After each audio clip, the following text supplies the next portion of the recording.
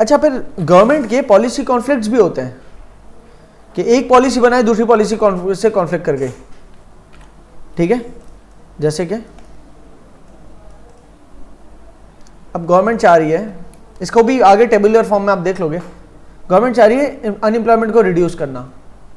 जब unemployment reduce करने के लिए गवर्नमेंट चाह रही है बिजनेस, वो अनएम्प्लॉयमेंट रिड्यूस करने के लिए गवर्नमेंट क्या करेगी, इंटरेस्ट रेट्स गिरा देगी। लेट्स सपोज इंटरेस्ट रेट्स का ताल्लुक होता है monetary policy, interest rates government ने गिरा दिए। जब इंटरेस्ट रेट्स गिराए तो बिजनेसेस ने बोरो किया, बिजनेसेस ने एक्सपेंड किया तो लोगों को जॉब्स मिली। लेकिन इंटरेस्ट गिराए तो कंज्यूमर्स ने भी लोन्स लिए और कंजम्पशन के लिए डिमांड करना शुरू हो गए, क्योंकि चीप पड़ रही है ना लोन्स, तो लोन्स में गाड़ियां खरीदे, घर खरीद रहे। तो अब क्या हुआ, डिमांड पुल इन्फ्लेशन हो गया। इंटरेस्ट रेट्स गिरने से क्या हुआ, डिमांड कर्व आउटवर्ड शिफ्ट हो गया। मार्केट इक्विलिब्रियम कर रही थी मिसाल के तौर पे,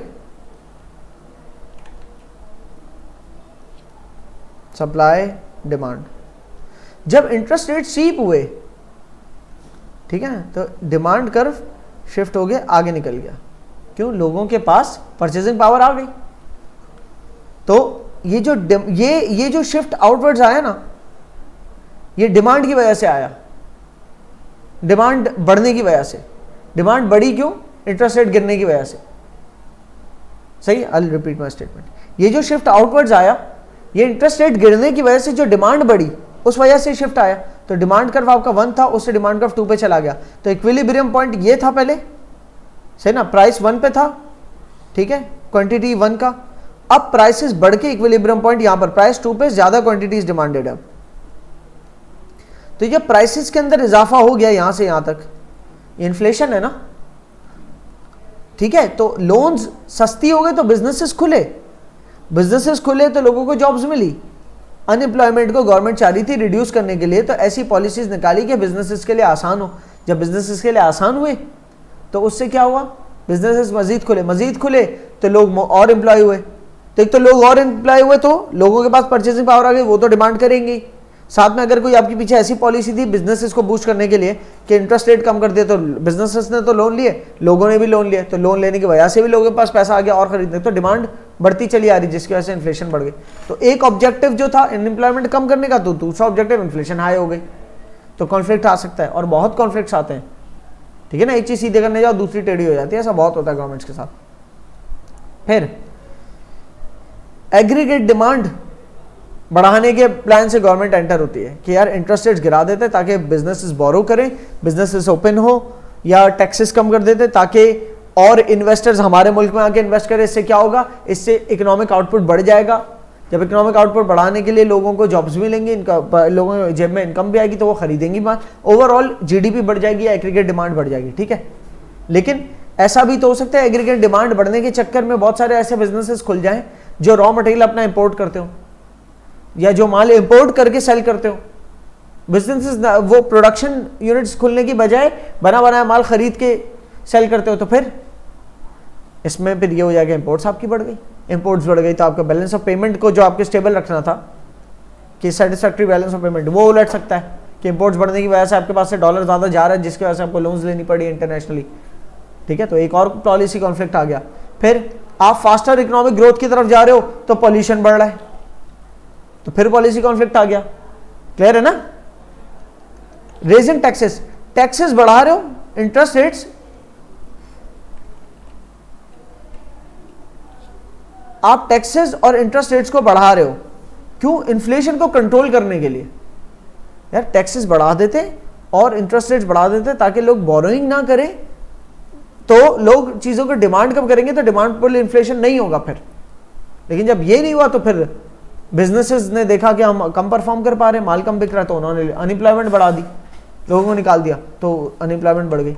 सही, दीज आर पॉलिसी कॉन्फ्लिक्ट्स। इसी को लेकर पूरा टेबल है, policies, full employment versus stable prices. ये पढ़ोगे तो अब परफेक्टली समझ में आ जाना चाहिए।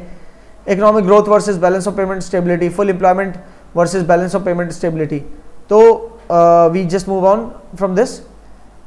गवर्नमेंट अपने मैक्रो इकोनॉमिक एम्स को, जो मैं अभी तक बताता जा रहा था, वो यही थी चीजें गवर्नमेंट अपने मैक्रो इकोनॉमिक एम्स को कैसे अचीव कर सकती है? वो डिमांड साइड पॉलिसीज के जरिए अचीव कर सकती है और सप्लाई साइड पॉलिसीज के जरिए अचीव कर सकती है। डिमांड साइड पॉलिसीज के अंदर वो तमाम पॉलिसीज जो आपकी एग्रीगेट डिमांड को बूस्ट करती है, आउटवर्ड शिफ्ट करती है, ठीक है ना, ये डिमांड साइड पॉलिसीज होती है, जिसके अंदर मेनली दो ही हैं, फिस्कल पॉलिसी। फिस्कल पॉलिसी का ताल्लुक होता है, मेनली ताल्लुक होता है इसका ताल्लुक टैक्सेस से, टैक्सेस की कलेक्शन से और गवर्नमेंट स्पेंडिंग से, कि पब्लिक सेक्टर में गवर्नमेंट क्या कितना स्पेंड करती है। और दूसरा monetary policy, demand side policy में दूसरी मॉनेटरी पॉलिसी, और मॉनेटरी पॉलिसी का ताल्लुक होता है इंटरेस्ट रेट से या मनी सप्लाई से, क्योंकि इंटरेस्ट रेट्स अगर ज़्यादा होते हैं तो मनी सप्लाई मार्केट इकोनॉमी में कम हो जाती है। जब इंटरेस्ट रेट ज़्यादा होता है तो लोग सेविंग्स करते हैं, स्पेंडिंग नहीं करते। सेविंग्स करते हैं तो मार्केट में मनी फ्लोट होना कम हो जाता है, ठीक है। जब इंटरेस्ट रेट्स कम होते हैं तो सेविंग्स में इंसेंटिव नहीं होता, लोगों को बोरो करके स्पेंड करते हैं, तो उस केस में मनी सप्लाई बढ़ जाती है। तो मॉनेटरी पॉलिसी के जरिए गवर्नमेंट डिमांड बूस्ट कर सकती है या डिमांड को कम कर सकती है। फिस्कल पॉलिसी के जरिए गवर्नमेंट डिमांड को बूस्ट कर सकती है या डिमांड को कम कर सकती है। क्लियर है? ये भी आप आगे डिटेल में पढ़ोगे। डिमांड साइड पॉलिसीज गवर्नमेंट की जो है ना, गवर्नमेंट डिमांड साइड पॉलिसीज का इस्तेमाल करके अपने मैक्रो इकोनॉमिक ऑब्जेक्टिव्स को अचीव करती है। डिमांड साइड पॉलिसीज का इस्तेमाल करते हुए गवर्नमेंट जो है इन्फ्लेशन को कंट्रोल करती है।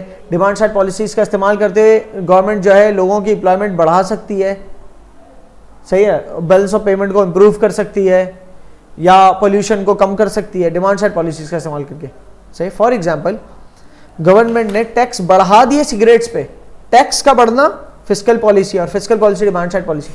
तो टैक्स बढ़ा दिए सिगरेट्स की कंजम्पशन पे, तो इससे वो सिगरेट्स की कंजम्पशन कम हो गई, जिससे एनवायरनमेंट को डैमेज कम हुआ, लोगों की हेल्थ को डैमेज कम हुआ, सही। तो गवर्नमेंट का एक मैक्रो इकोनॉमिक ऑब्जेक्टिव अचीव हो गया, सही। तो इस तरह से करके गवर्नमेंट डिमांड साइड पॉलिसी को इस्तेमाल करके अपने मैक्रो इकोनॉमिक ऑब्जेक्टिव्स को अचीव करती है, और सप्लाई साइड पॉलिसीज को भी इस्तेमाल करके। सप्लाई साइड पॉलिसीज का ताल्लुक होता है सप्लाई से। डिमांड साइड पॉलिसीज डिमांड को बढ़ाने, आउटवर्ड शिफ्ट करने या डिमांड को बैकवर्ड शिफ्ट करने के लिए होती है। सप्लाई साइड पॉलिसीज सप्लाई को आउटवर्ड शिफ्ट करने के लिए या सप्लाई को कम भी कर सकती हैं, सप्लाई साइड पॉलिसीज, ऐसा भी होता है, ठीक है ना। तो सप्लाई साइड पॉलिसी के सप्लाई कर्व तो बनाऊं, ये तो मैं डिमांड कर्व पे समझा रहा हूँ, सप्लाई कर्व ये रहा। तो गवर्नमेंट सप्लाई साइड पॉलिसीज के जरिए सप्लाई कर्व आउटवर्ड शिफ्ट करवा सकती है या बैकवर्ड शिफ्ट भी करवा सकती है। सप्लाई साइड पॉलिसीज के ऊपर डिपेंड करता है कैसे हम सप्लाई साइड पॉलिसीज आप आगे पढ़ेंगे डिटेल में, फिस्कल पॉलिसी, मॉनेटरी पॉलिसी और सप्लाई साइड पॉलिसी भी सारी आगे पढ़ लेंगे। लेकिन इसकी चंद मिसालें, गवर्नमेंट अगर मिसाल के तौर पे इमिग्रेशन पॉलिसीज अपनी बहुत ईजी कर दें, ठीक है, स्किल्ड लेबर के लिए, तो स्किल्ड लेबर आपके मुल्क में आना शुरू हो जाएगी, और स्किल्ड लेबर सप्लायर को चाहिए होती है।